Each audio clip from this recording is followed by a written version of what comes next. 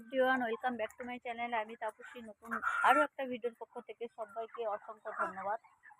তো বন্ধুরা, প্রত্যেক দিন আমি এই কয়েকদিন ভিডিও দিইনি, তো শর্ট ভিডিওগুলো দেওয়া হচ্ছে, লং ভিডিও দেওয়া হয় না। তো যাই হোক, প্রতিদিন মানে যখনই ভিডিওটা করি আমি রাতে বেশিরভাগ ভিডিওটা করি। আজকের বিকেলে ভিডিওটা করছি, কারণ পাখিটা উঠে যাবে। আর ওই দিনও ভিডিওতে আমি বলেছিলাম যে পাখিটা উঠে যাবে, কিন্তু ওই দিন পাখিটা ওঠেনি। আজকের ওই বিকেল 4টের সময় পাখি ওঠার কথা ছিল, কিন্তু পাখিটা ওঠেনি। তো গাড়ি এসে ঘুরে গেছে। পাখিটা বড় সাইজ বলে নেয় না, আরও মানে ওরা চেয়েছিল 1 কিলো 1200 এরকম ওজনের। আর আমার তো এমনিতে 1800 1900 2 কিলো এরকম আছে, যার কারণে ওরা ফিরে গেছে। তো যাই হোক বন্ধুরা, এখনও আমার লিটার এখনও সুন্দর আছে, শুকনো একদমই ঝরঝরে। এরকম লিটার মানে কখনো থাকে না। তো পাখিটা এখন আপাতত ভালো আছে। অনেকটা ঠান্ডা লেগে গেছিলো। আর এই কোম্পানি এটা আমি শুকনো কোম্পানি করছি। এই কোম্পানি আমি প্রথম। আমি কোনো কিছুই বুঝি না, জানি না, কিচ্ছু না। যার কারণে অনেকগুলো সমস্যার কারণে এই ঠান্ডাটা লেগে গেছে। কারণ এটা রসবিটের পাখি, যার কারণে এদের সব কিছু বোঝা খুবই দায়। কারণ ওদের সিনড্রোম বুঝতে পারি না। রসবিটের পাখি বলে, যার কারণে সিনড্রোম বোঝা যায় না। আর কপবিটের পাখি হলে অনেকটা হার্ডি হয়, এবং ওদের ট্রিটমেন্ট করতে সুবিধে হয়, যার কারণে না গো, মারাইনি আমি, এমনি হালকা। এমনিতে ঘুষিটা শুকনো আছে না, ঘর খুঁজে গেছে। আমি তার উপরে চলে যাচ্ছি বলে বলছে মারিয়ে মারিয়ে যাওয়া হচ্ছে নাকি, ওটা বসে যাচ্ছে। কিন্তু শুকনো, তো ভুসিটার অনেকটা শুকনো, চলো কোনো অসুবিধা হয় না। তো বন্ধুরা, আজকে পাখিটা কিছুটা উঠতে পারে, তো এখনও শিওর বলতে পারবো না কতটা কি উঠবে। তো আশা করি উঠবে কিছুটা। আর উঠলেও কি, আর না উঠলেও কি, কোনো অসুবিধে নেই। উঠলে ভালো হয়। তো পাখিটা বেশ কয়েকদিন উঠবে বলছে। আর এমনিতে পাখিটা এদের পাখি তো অনেকটা ছোট সাইজ। আর পাখিটা একটু মাংসটাও মানে একটু বেশি হলে মানে পয়সাটাও বেশি হয়। আর আমাদের তো পয়সাটা নিয়েই কথা, ঠিক আছে। 2 দিন থাক 4 দিন থাক, কোনো অসুবিধে নেই।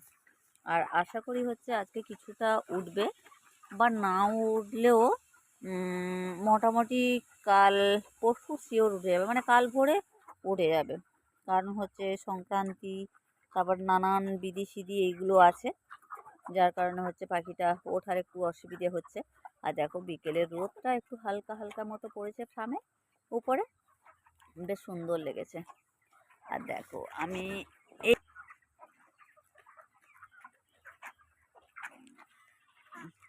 ওই ঘরটা খুঁজে দিচ্ছে। আমি কখনো ঘর খুঁজিনি, আর ঘর খুঁজতেও পারি না। আমার খুব কষ্ট হয় এই লিটারের উপরে ঘর, মানে লিটারটা টানতে খুব কষ্ট হয়। আমি কখনো করি না। আজকে তো আমার 17-18 বছরের ফার্ম, আমি 15 দিনের জন্য আমি এই লিটার টানি না। আমার খুব কষ্ট হয়। তো বন্ধুরা, কি বলবো, যে এই কোম্পানিটা করে আমার এত কষ্ট এই লটে হয়েছে বলার মতো না।